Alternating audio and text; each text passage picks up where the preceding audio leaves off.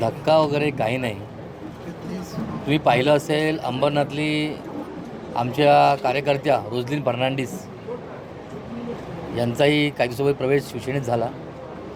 त्याचप्रमाणे आमच्या विकास देसले यांचाही प्रवेश भाजपमध्ये झाला.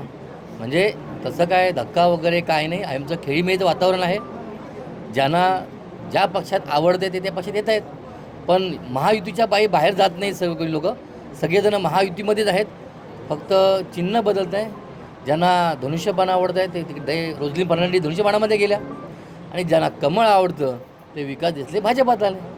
त्याच्यामुळे काही धक्का वगैरे काय नाही. आमची महायुती आहे. महायुतीचंच काम करणार.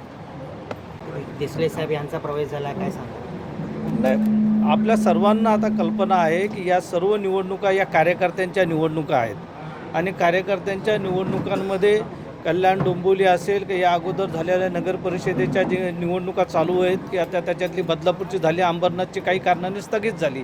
परंतु कल्याण डोंबिवली असेल किंवा संपूर्ण महाराष्ट्रामध्ये वेगवेगळ्या पक्षांमधले कार्यकर्ते ह्या कार्यकर्त्यांच्या निवडणुका असल्यामुळे त्यांचं भविष्य त्यांना ज्या पक्षामध्ये सुरक्षित आणि उज्ज्वल वाटतं अशा पक्षाकडे त्यांचा ओढा वाटतो आणि अशा पद्धतीने भारतीय जनता पक्षामध्ये प्रवेश करणाऱ्या अनेक कार्यकर्त्यांची मग ते सामाजिक असो किंवा वेगवेगळ्या पक्षामध्ये काम करणारे राजकीय कार्यकर्ते असो, अशा सर्वांना जर त्यांचं भविष्य भाजपमध्ये सुरक्षित आणि उज्ज्वल वाटतं तर त्यापैकीच विकास देसले हे एक अत्यंत गुणवान आणि समाजहिताचं काम करणारे असे एक कार्यकर्ते आहेत.